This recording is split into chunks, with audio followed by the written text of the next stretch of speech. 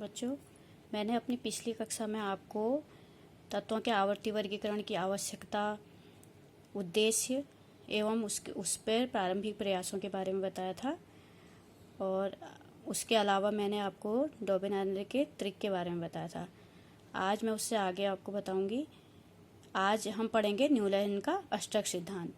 Newland ने सन 1866 में एक अंग्रेज वैज्ञानिक जॉन न्यूलैंड ने ज्ञात तत्वों को परमाणु द्रव्यमान के आरोही क्रम में व्यवस्थित किया।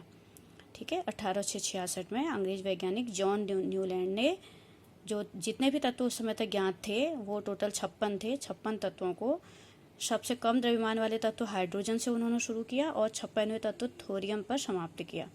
उस समय 56 तत्व ज्ञात थे और उन 56 तत्वों को उन्होंने कम द्रव्यमान से अधिक द्रव्यमान की ओर रखते हुए एक सारणी बनाई।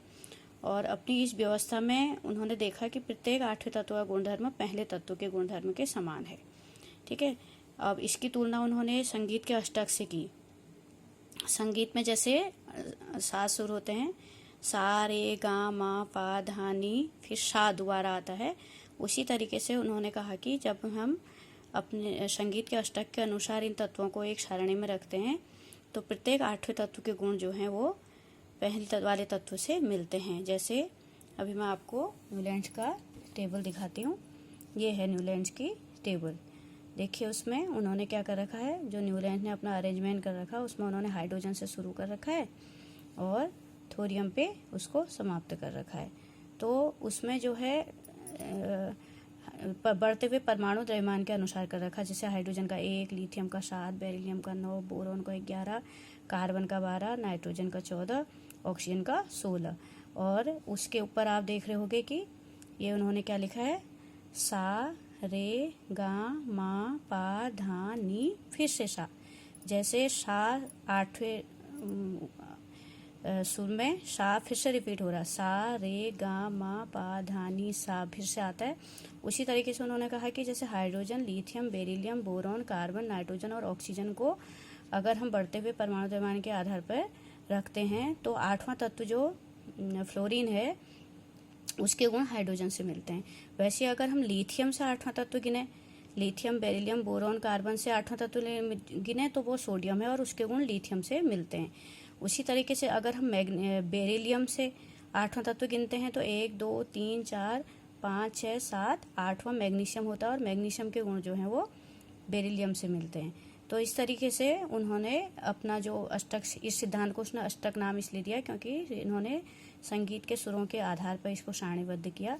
जैसे सा रिपीट होता है, सा रे गा मा पा धा नी सा, फिर रे आता है, वैसे ही उन्होंने कहा कि तत्व भी अपने गुणधर्मों को दोहराते हैं। और इस तरीके से जो उन्होंने समूह बनाया उसमें उन्होंने हाइड्रोजन, फ्लोरीन के गुण एक समान थे, लिथियम, सोडियम के एक समान थे, बेरिलियम, मैग्नीशियम के एक समान थे, बोरॉन और एल्यूमिनियम के एक समान थे, कार्बन, सिलिकॉन के एक समान थे, नाइट्रोजन, फास्फोरस के एक समान गुण थे।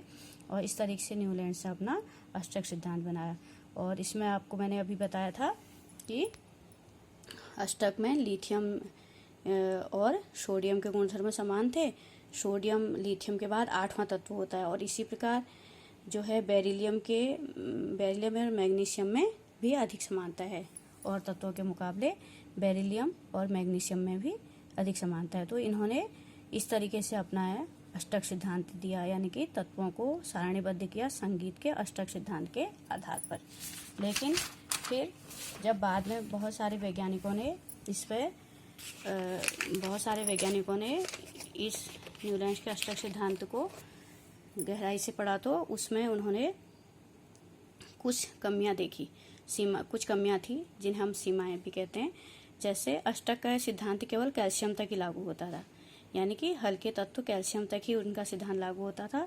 और दूसरी कमी यह थी कि बाद में कई नए तत्व पाए गए जिनके गुणधर्म अष्टक से मेल नहीं खाते थे।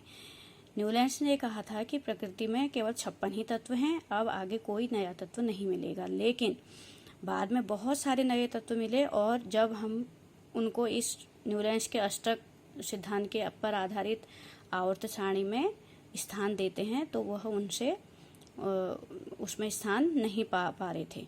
और दूसरा, अपनी सारणी में न्यूलैंड्स ने क्या करा था, अपने सारणी में तत्वों को समंजित करने के लिए दो तत्वों को एक साथ रख दिया और कुछ असमान तत्वों को एक स्थान पे रख दिया।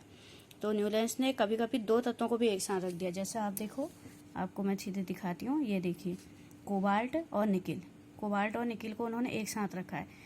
देखो कोबाल्ट, जैसे हर जगह केवल एक सा के नीचे केवल हाइड्रोजन है, फ्लोरीन है, क्लोरीन है, लेकिन यहाँ पर देखो आप कोबाल्ट और निकिल एक साथ हैं। इस तरीके से कोबाल्ट और निकिल के गुण जबकि हाइड्रोजन, फ्लोरीन और क्लोरीन से नहीं मिलते, कोबाल्ट और निकिल के गुण आयरन से मिलते हैं और आयरन से उनको दूर रखा गया और इधर हाइड्रोजन, फ्लोरीन और क्लोरीन के साथ रख दिया गया, केवल और केवल अपनी सारणी को समंजित करने के लिए। तो यह भी न्यूलैंड्स के अष्टक सिद्धांत की एक कमी थी। देखिए, अभी मैंने आपको कहा कोबाल्ट और निकिल एक साथ हैं और न्यूलैंड्स का अष्टक सिद्धांत केवल हल्के तत्वों तक ही ठीक से लागू हुआ। जब बाद में अधिक परमाणु द्रव्यमान वाले तत्वों की खोज हुई तो उसे न्यूलैंड के अष्टक सिद्धांत के अनुसार रखना मुश्किल हो गया। तो इसके बाद जो नई टेबल आई हमारी वह है